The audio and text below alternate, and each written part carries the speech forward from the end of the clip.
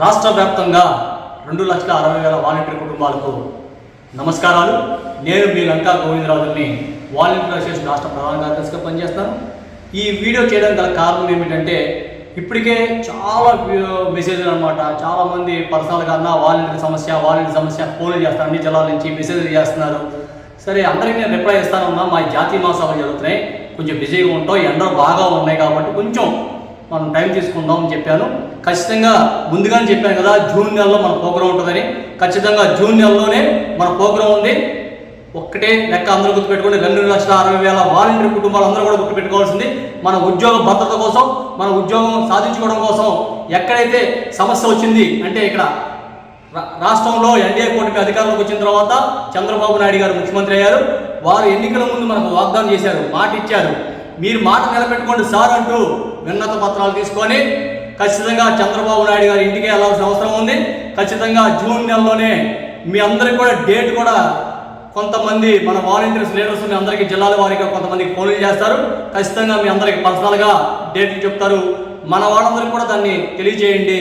ఖచ్చితంగా ప్రభుత్వం పక్క మనం రానివ్వకుండా ఆపాలని ఎన్నో ప్రయత్నాలు చేస్తుంది. అయినా సరే చంద్రబాబు నాయుడు గారి ఇంటి గారికి మన విన్నత పత్రాలు పట్టుకొని వెళ్లాల్సిందే. ఖచ్చితంగా జూన్ నెల నాటికి సంవత్సర కాలం అవుతుంది కాబట్టి ఎన్డీఏ కూటమి అధికారంలోకి వచ్చి మనం కూడా నష్టపోయి సంవత్సర కాలం అవుతుంది కాబట్టి మన హక్కుల కోసం, మన ఉద్యోగ భద్రత కోసం వెళ్లాల్సిన సమయం ఆసన్నమైంది.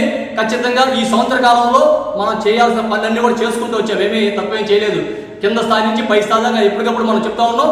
అనేక మంది అనేక మాటలు చెప్తూ వచ్చారు, జీవోల పేరుతో నెపంతో ఇచ్చారు. సరే, ఇవన్నీ అనవసరం. మాట ఇచ్చింది చంద్రబాబు నాయుడు గారు, ఎన్డీఏ కూటమిగా ఉండి మాట ఇచ్చారు. ఈరోజు ముఖ్యమంత్రి ఆయన కాబట్టి ఆయన మనకి ఖచ్చితంగా చెప్పాల్సిన అవసరం ఉంది. మనకు న్యాయం చేసిన బాధ్యత కూడా ఆయన మీద ఉంది కాబట్టి వాళ్ళ ఇంటికి వెళ్ళి మనం అందరం కూడా కలం తొక్కుదాం, వాళ్ళ ఇంటికాడ కలుసుకుందాం. ఖచ్చితంగా మీ ప్రాంతాల నుంచి జూన్ నెలలో మీకు నేను విన్నపత్రం తయారు చేసి పెడతాం జరుగుతుంది. దాని మీద మీ వాలంటీర్స్ అందరితో సంతకాలు పెట్టించండి. వాలంటీర్ వ్యవస్థ కోసం కావాలన్న ప్రజలతో కూడా సంతకాలు పెట్టించండి. ఖచ్చితంగా కాగితాలు తీసుకొని నేరుగా చంద్రబాబు నాయుడు గారి ఇంటికే రావాలని చెప్పేసి విజ్ఞప్తి చేస్తారు. ఆ డేట్ అని కూడా వివిధ జిల్లాలకు సంబంధించి కొంతమంది బాధ్యులు ఉన్నారు, వాళ్ళు మీకు ఫోన్ చేయడం జరుగుతుంది పర్సనల్గా. ఒకవేళ మీకు ఫోన్ కాల్స్ రావట్లా, మీరు రావాలనుకుంటారు, ఖచ్చితంగా నా నంబర్ కూడా డిస్ప్లేలో అవుతూ ఉంటుంది.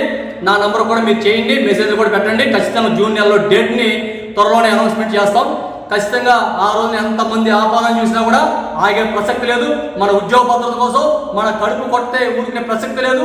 తేల్చుకోవాల్సిన సమయం ఆసనమైంది కాబట్టి ఖచ్చితంగా చంద్రబాబు నాయుడు గారి ఇంటికే ఈ సమస్య పరిష్కారం అవ్వాలంటే చంద్రబాబు నాయుడు గారి ఇల్లే అనేది నినాదంతోనే వెళ్ళబోతున్నాం.